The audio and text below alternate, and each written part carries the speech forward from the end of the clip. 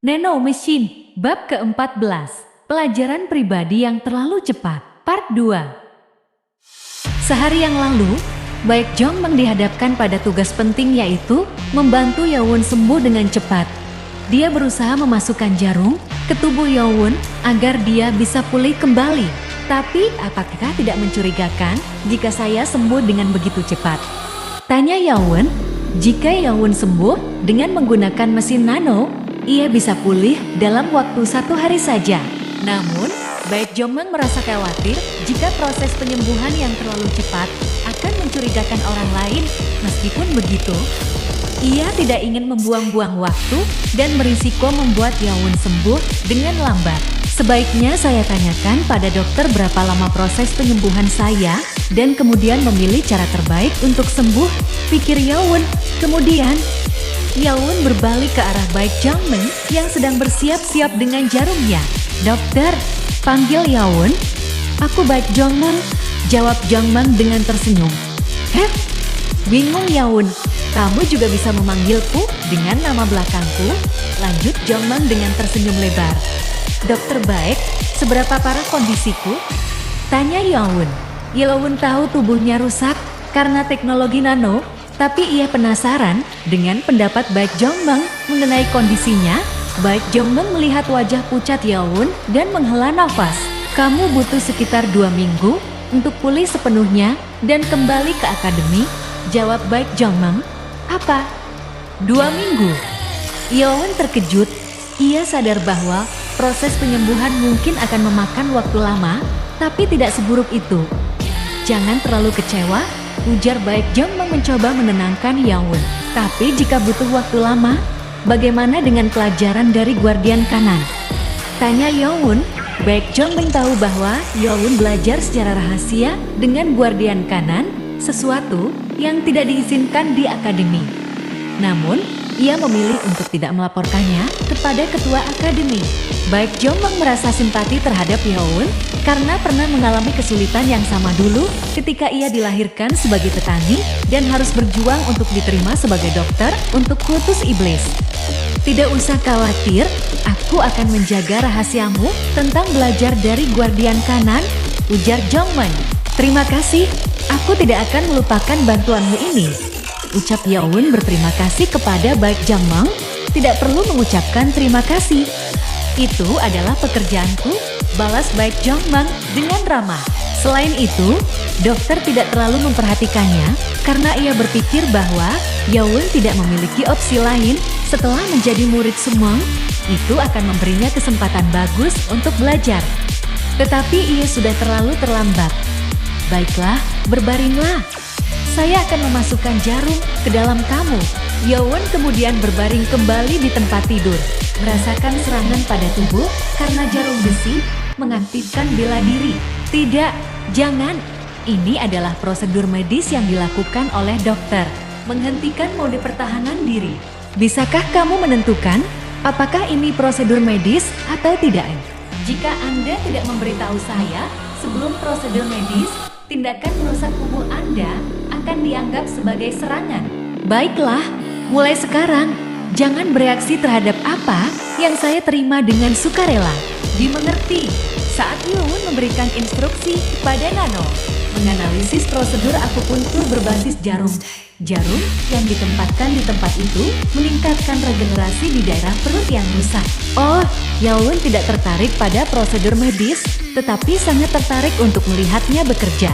"Kamu bisa tidur siang sementara saya mengerjakannya." Jongmeng menawarkan Yawun untuk tidur siang. Yawun kemudian datang dengan sebuah ide.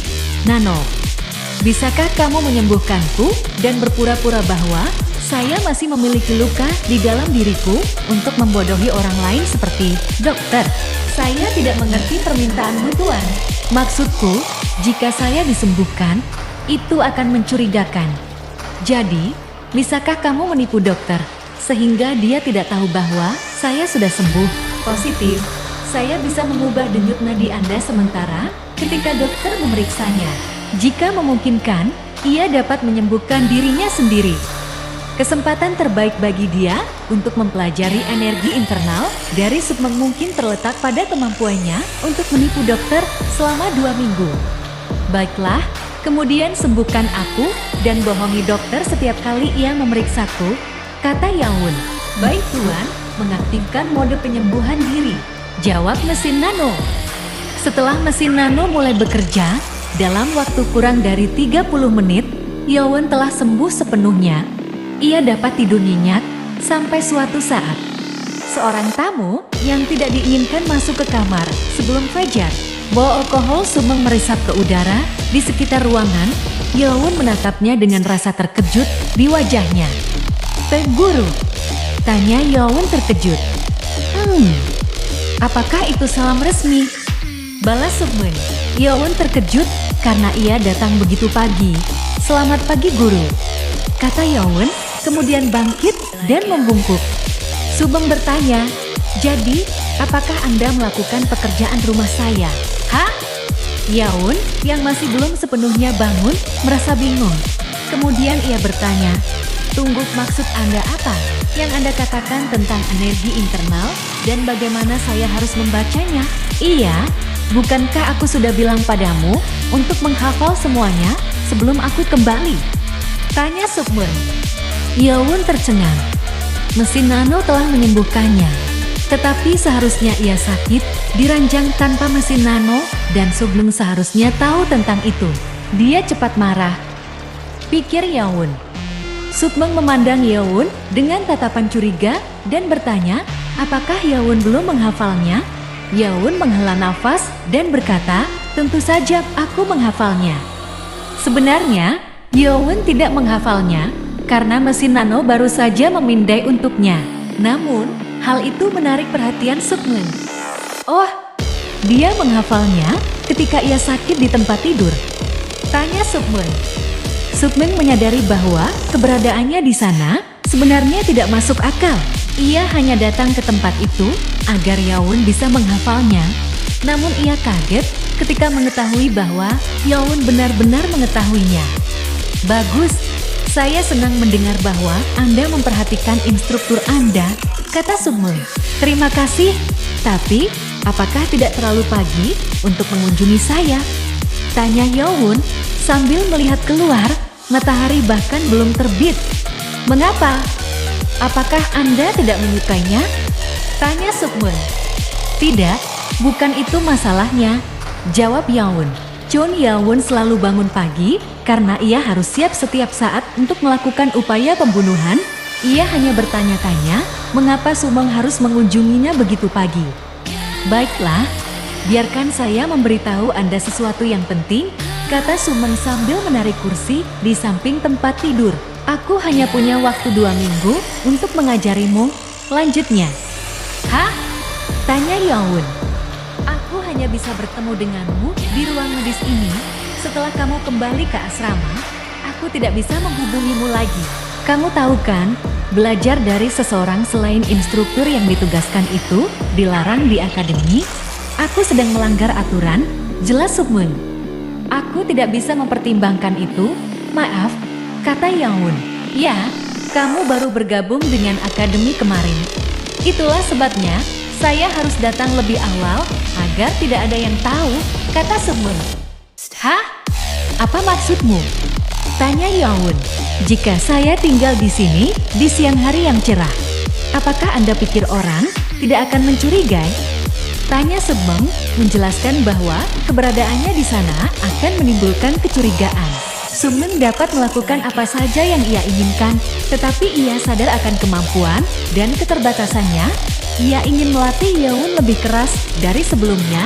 Aku harus melapor kepada Tuhan di sore hari. Jadi aku hanya bisa datang sebelum fajar untuk mengajarimu. Ia ingin datang lebih awal, tetapi harus menunggu sampai para penjaga dan staf melanggarkan patroli sebelum fajar. Hanya pada saat itu, ia bisa datang karena penjaga tertidur. Terima kasih guru.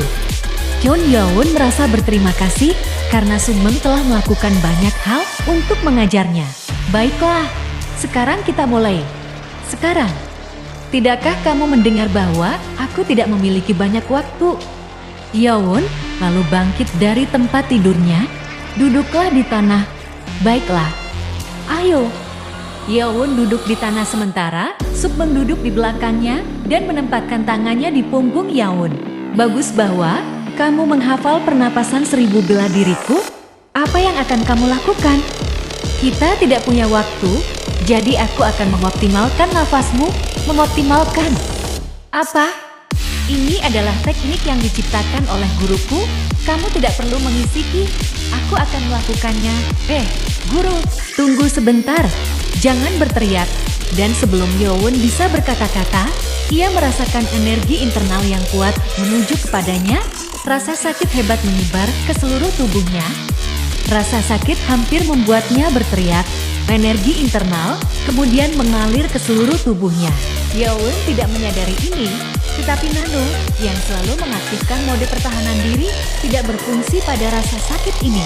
Nano Mesin, bab ke-15. Pelajaran privat yang terlalu cepat. Part 3. Mesin Nano telah diprogram untuk mengaktifkan dirinya setiap kali pengguna dalam bahaya. Nano menerima perintah dari Yeowon untuk mengirimkan energi internal yang tidak berbahaya. Tetapi segera mulai menganalisis efeknya. Terdeteksi energi tak berbentuk yang masuk ke dalam tubuh. Menganalisis energi, ditemukan energi yang disebut Ki atau cakra. Melanjutkan analisis efek pada tubuh pengguna. Yeowon tidak menyadari hal ini karena ia sibuk merasakan rasa sakit yang tak tertahankan. Namun, analisis yang dilakukan oleh Nano akan memberikan keuntungan besar baginya. Apakah dia benar-benar tidak belajar apa-apa? Sukmeng penasaran, tidak ada masalah atau partikel kotor yang menghalangi aliran energi internal dalam tubuh Yeowon. Apakah ini pekerjaan Lord? Ini karena mesin Nano telah mengekstrak semua partikel kotor dari tubuh Yeowon, tetapi Sukmeng tidak tahu tentang hal ini, sehingga ia hanya bisa menebak ayah Yeowon. Jadi, dia memang mencintai Ladihua. Sukmeng adalah seorang penjaga yang telah melihat banyak hal selain dari Tuhan. Tuhan tidak pernah mencintai wanita manapun dari keenam klan selain Ladihua. Sukmeng kemudian melepaskan tangannya. Ia merasa lelah karena telah menggerakkan energi internal yang berat dan meneteskan keringatnya. Jadi, apakah Anda menghafal aliran energinya? Ya, saya hafal. Sukmeng diajar dengan metode sembrono oleh gurunya, dan itu sangat efektif bagi siswa yang tidak tahu apa-apa tentang energi internal. Aku yakin itu menyakitkan, tapi itu adalah metode yang sempurna untuk mengajar orang seperti kamu yang tidak memiliki energi internal. Sukmeng senang melihat Yeowon menanggung rasa sakit. Tujuannya adalah menyelesaikan ini dalam 7 hari. Kamu harus mendapatkan energi internal dalam tubuhmu dalam waktu itu. Kamu mengerti? Itu adalah tujuan yang cukup berani bagi kebanyakan orang. Tetapi bagi Sukmeng, itu adalah sesuatu yang ingin dia capai dengan sungguh-sungguh. Jika saya bisa memperoleh energi internal dalam seminggu, saya bisa mengatasi rasa sakit ini. Saya akan mencapainya. Guru bagus itu saja untuk pelajaran hari ini. Setelah itu, Sukmeng meninggalkan ruang perawatan medis. Keesokan paginya, semua taruna berkumpul di tempat latihan. Instruktur juga memperhatikan anggota kelompok mereka. Sesuai ekspektasi, para instruktur saling bertatapan saat melihat memar pada banyak siswa. Itu karena fakta bahwa para siswa bertarung satu sama lain semalam untuk menentukan peringkat mereka. Alasan mengapa instruktur tidak berada di sana semalam adalah untuk membiarkan mereka melakukannya sendiri. Jadi, apakah mereka pemimpinnya? Tanpa harus menunjuk seorang pemimpin, orang-orang yang berdiri di atas pangkat berdiri di depan garis masing-masing kelompok. Seperti yang diharapkan, sebagian besar ahli waris dari 6 klan adalah pemimpin kelompok mereka yang dihormati. Namun, hanya satu kelompok yang memiliki hasil yang tidak terduga. Apakah dia berhasil mengalahkan kadet keempat? Kadet keempat adalah pewaris klan Poison. Kung Jong Sum dan bocah di garis depan adalah kadet ke-18. Dia memiliki bekas luka panjang di mata kanannya dan memar di wajahnya, menandakan pertarungan yang brutal semalam. Ini menarik. Le Hameng menjadi tertarik saat melihat semua orang Sebagian besar taruna tidak berani menyerang pangeran yang mungkin menjadi tuan di masa depan, tetapi taruna ke-18 tampaknya memiliki keberanian dan kekuatan untuk melakukannya. Tidak mungkin. Apakah dia kalah dari bocah dari klan rendah? Ahli waris lain merasa jijik melihat Kun Jamsung, namun dia tidak bisa mengangkat kepalanya karena merasa malu. Kalian semua sudah di sini dan kita akan mulai. Maju. Dan latihan pun dimulai. Kita akan pindah ke auditorium. Grup pertama pergi. Lanjutkan. Latihan dibagi menjadi sesi pagi dan sore. Pagi-pagi mereka berkumpul di auditorium untuk belajar taktik perang dasar. Dan sorenya mereka dikirim ke tempat latihan untuk berlatih formasi.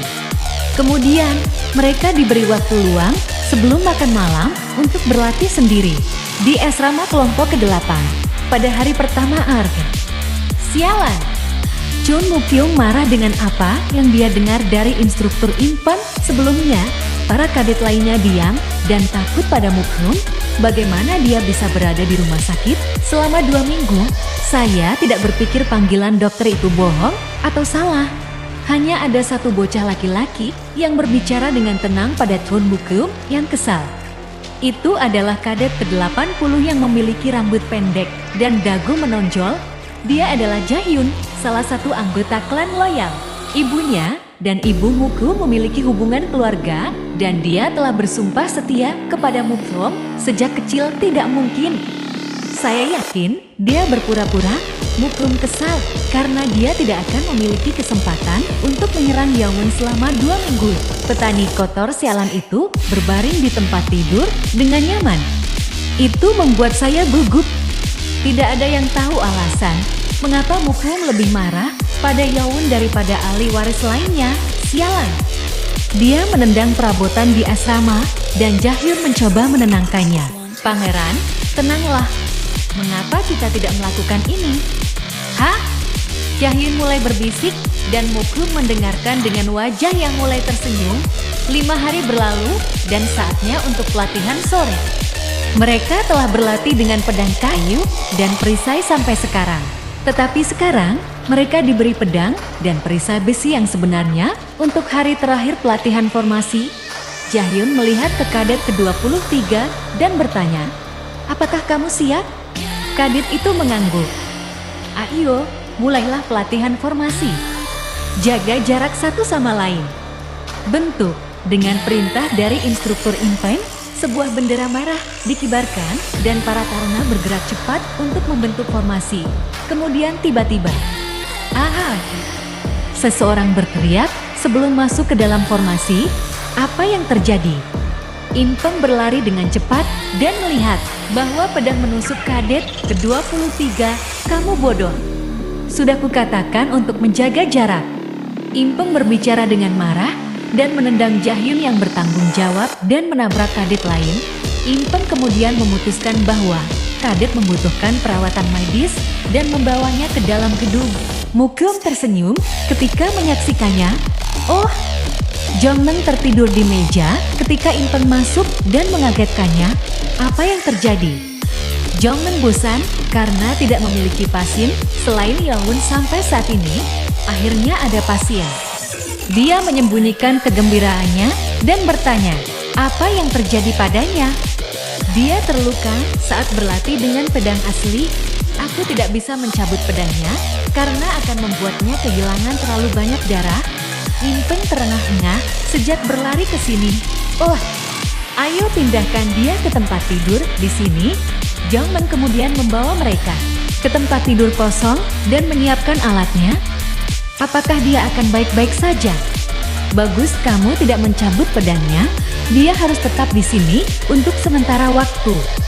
Jongmeng merobek pakaian kadet dan mengeluarkan pedangnya. Darah mulai mengalir. Namun Jongmeng dengan cepat membersihkan luka itu dan menghentikan perdarahannya. Sialan, itu nyaris mengenai bagian vital. Dia beruntung, ucap Jongmeng. Impeng kemudian duduk di kursi dan menghela nafas lega. "Wow, jadi kamu memperhatikan murid-muridmu?" "Ya, mereka di bawah asuhanku.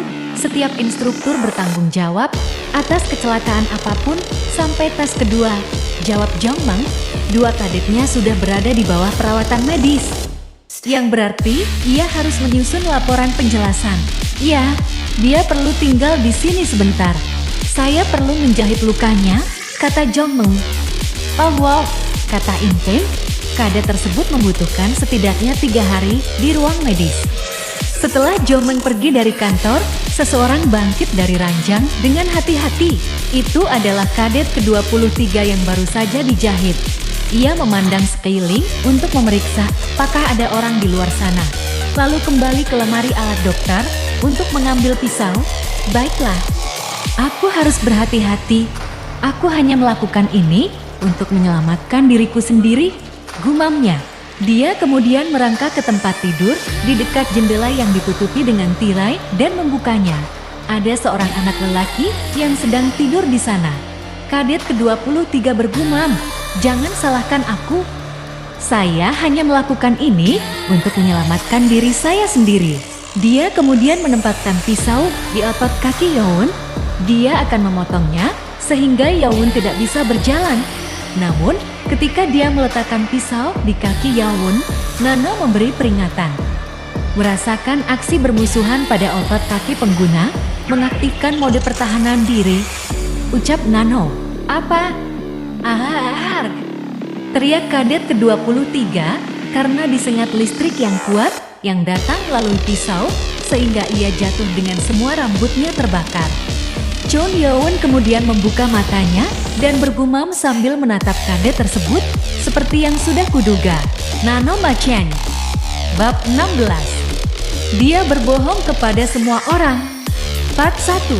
Di dalam ruang medis gedung utama Akademi Iblis, dekat tengah malam, seorang kadet ke-23 terbangun dari pingsannya akibat sengatan listrik.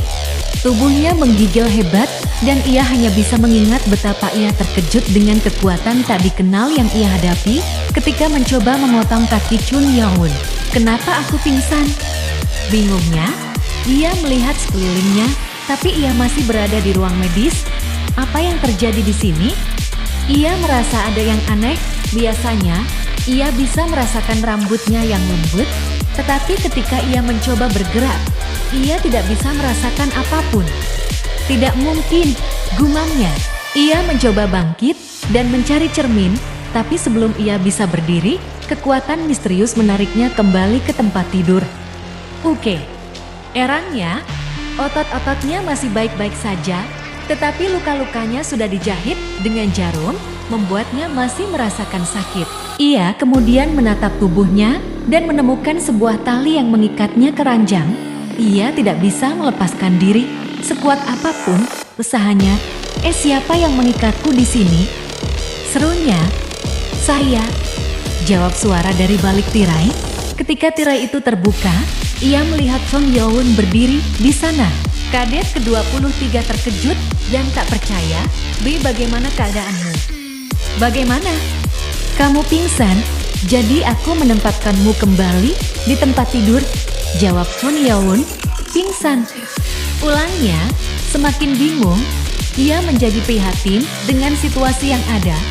Chun Youn yang semestinya harus berbaring karena cedera internalnya justru terlihat sehat-sehat saja, dan yang lebih buruk lagi, ia diikat ke tempat tidur dan rambutnya. Di mana rambutnya? Di mana rambutku? Protesnya. Oh ya, kamu botak sekarang? Ujar Chun Youn dengan senyuman. Kadet ke-23 menjadi gelisah dan berusaha meronta serta berteriak. Tidak, tidak, aku tidak bisa minus tidak. Aku tanda tanya. Batak? Tidak. Diam, perintah Chun Youn.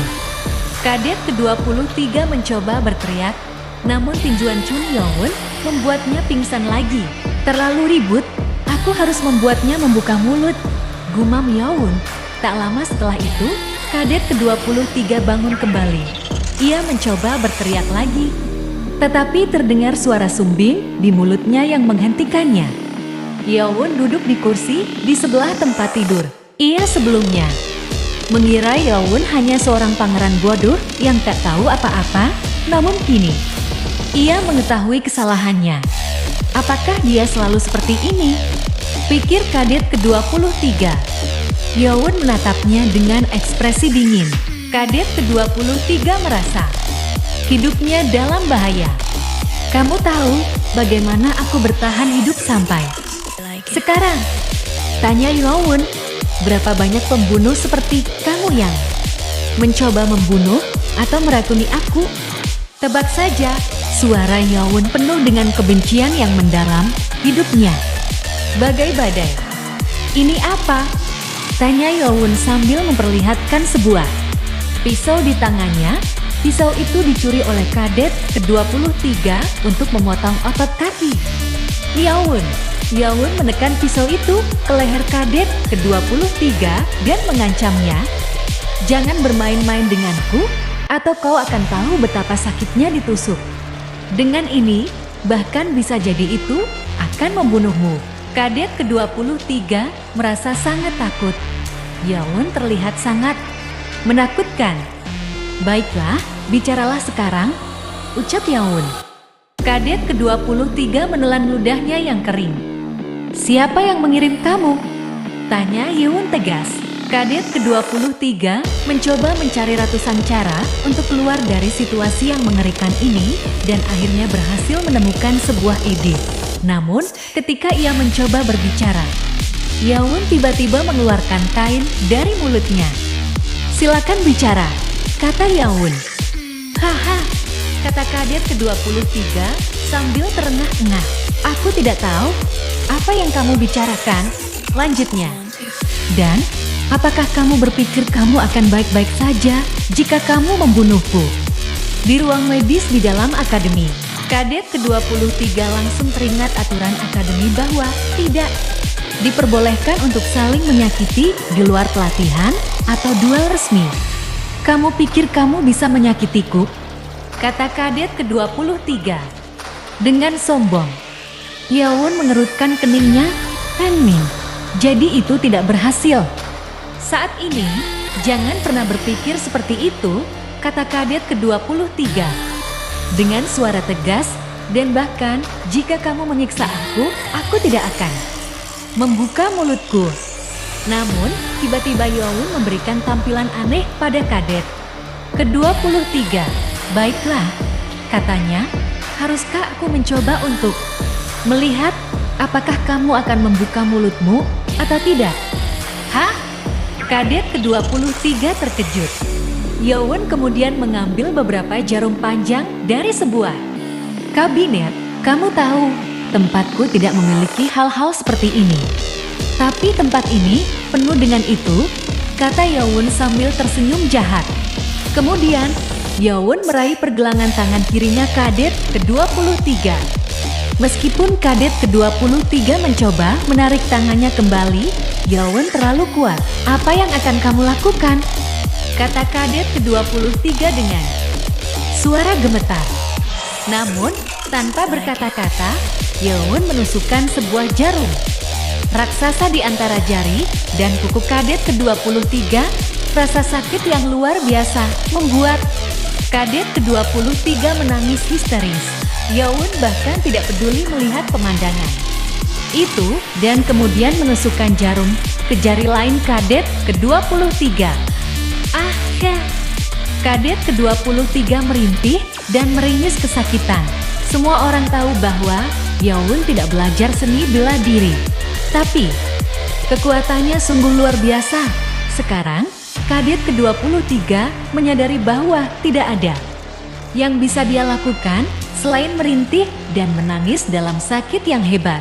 Hanya ada 2 jarum, tapi rasa sakit yang harus ditanggung oleh anak itu terlalu banyak. Anak itu berguling-guling kesakitan dan Yowon berbicara padanya untuk terakhir kalinya. Kau bilang padaku bahwa kau takkan menumpahkan rahasia ini saat disiksa, jadi anggap saja ini balas dendamku. Kadet ke-23 bergetar dan mencoba berbicara, tetapi sia-sia saja. Itu adalah awal dari siksaan yang sangat kejam. Dalam sekejap, semua jari di tangan kirinya ditusukkan oleh jarum di bawah kuku. Anak itu pingsan 2 kali karena rasa sakit yang tak tertahankan. Yeowon kemudian bangkit dan menyeret kursi ke sisi tempat tidur sebelah kanan. Kadet ke-23 tahu apa artinya, sehingga ia meneteskan air mata ketakutan. Ia mencoba berbicara sekuat tenaga dan berusaha memuntahkan kain yang menutupi mulutnya.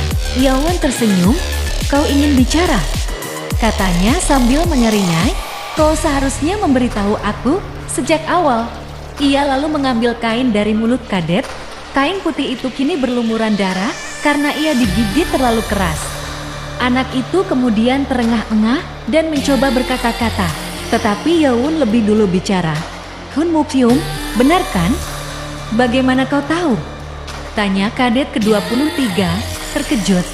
Yeowon memang tidak tahu siapa dalang di balik rencana itu, tetapi ia berhasil menebak dengan tepat. "Kamu anggota di kelompokku kan?" "Kelompok 8, tanya si pemuda kepada kadet ke-23. "Ya, saya anggota kelompok itu, Pak," jawab kadet ke-23 dengan sopan, meskipun masih merasa ketakutan akibat siksaan yang baru saja dialaminya.